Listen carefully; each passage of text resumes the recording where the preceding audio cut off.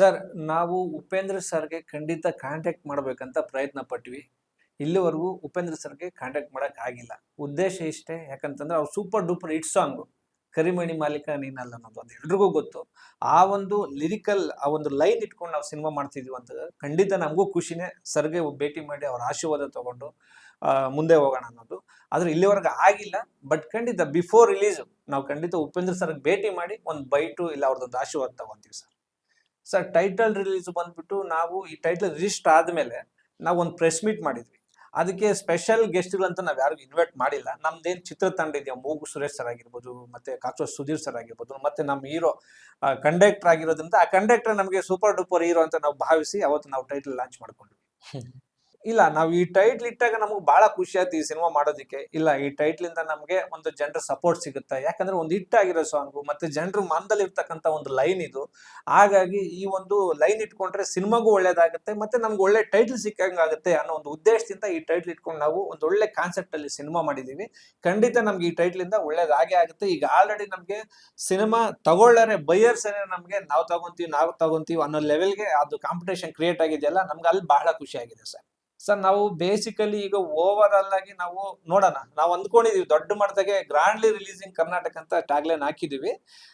ನೋಡೋಣ ನಮ್ಮ ಎಷ್ಟಕ್ಕೆ ಆಕ್ಚುಲಿ ಡಿಸ್ಟ್ರಿಬ್ಯೂಟರ್ ನಾನೇ ಆಗಿರೋದ್ರಿಂದ ನನ್ನ ಒಂದು ಮೂವೀಸ್ ಫೋರ್ಟ್ ಫಿಲಿಮ್ಸ್ ಕಡೆಯಿಂದನೇ ಡಿಸ್ಟ್ರಿಬ್ಯೂಟ್ ಮಾಡ್ತಾ ಇರೋದು. ಆ ಥಿಯೇಟರ್ ಲೈನ್ ಅಪ್ ನೋಡ್ಕೊಂಡು ನಮ್ಗೆ ಎಷ್ಟೆಷ್ಟು ಬೇಕು ಅಷ್ಟು ಒಂದು ಲಿಮಿಟೆಡ್ ಅಲ್ಲಿ ಮಾಡ್ಬೇಕಂತ ಇದೀವಿ. ಬಟ್ ಹೇಳಕ್ಕಾಗಲ್ಲ ಅದು ಯಾವ ಮಟ್ಟಕ್ಕೆ ಹೋಗುತ್ತಂತ. ಬಟ್ ದೊಡ್ಡ ಮಟ್ಟಕ್ಕೆ ಮಾಡ್ಬೇಕನ್ನೋ ಉದ್ದೇಶ ಇದೆ ಸರ್. 24th ಸರ್, ಇದೇ ಜುಲೈ 24ನೇ ತಾರೀಕು ನಮ್ಮ ಸಿನಿಮಾ ರಾಜ್ಯಾದ್ಯಂತ ಬಿಡುಗಡೆ ಆಗುತ್ತೆ.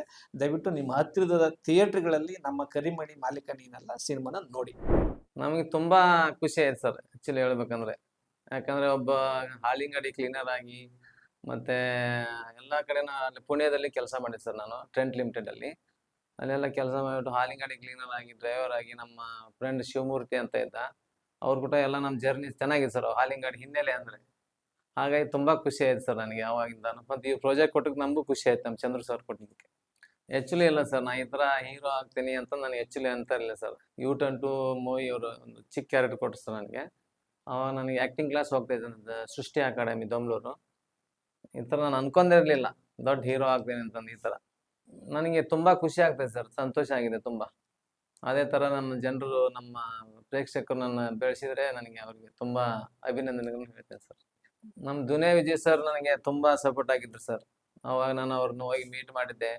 ಇಲ್ಲಿ ಬಹಳ ಶ್ರಮ ಇದೆ, ಇಲ್ಲಿ ನೀನು ಮುನ್ನುಗ್ಗಬೇಕಂದ್ರೆ ನೀನು ಮುಂದೆ ಇಟ್ಟ ಹೆಜ್ಜೆಯನ್ನು ಯಾವಾಗಲೂ ಹಿಂದಿಡಬೇಡ, ಯಾವಾಗ ಮುಂದೆ ನುಗ್ತಾ ಇರು ಅಂತ ಹೇಳಿದ್ರು ಸರ್ ದುನಿಯಾ ವಿಜಯ್ ಸರ್.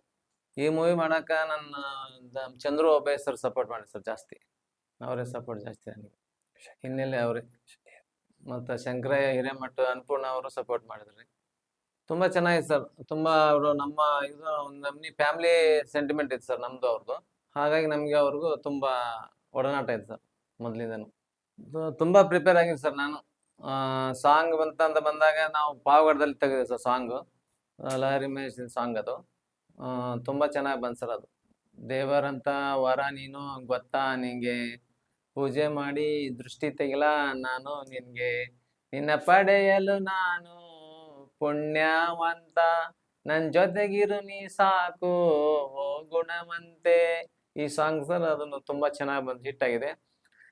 ತುಂಬಾ ಜನ ರೀಲ್ಸ್ ಮಾಡಿದಾರೆ ಸರ್. ಪ್ರೇಕ್ಷಕರಿಗೆ ತುಂಬಾ ಅಭಿನಂದನೆಗಳು ಹೇಳಕ್ ಇಷ್ಟಪಡ್ತೇನೆ ಸರ್. ನಮ್ಮ ಮೂವಿ ಇದೇ ತರ ಹೆಂಗ ಸಾಂಗ್ ಹಿಟ್ ಮಾಡಿದ್ರೆ ಅದೇ ತರ ನಮ್ಮ ಫಿಲ್ಮ್ ಹಿಟ್ ಮಾಡಿ ಅಂತ ಅವ್ರಿಗೆ ಕೇಳ್ಕೊಂತೀನಿ ಸರ್ ನಾನು.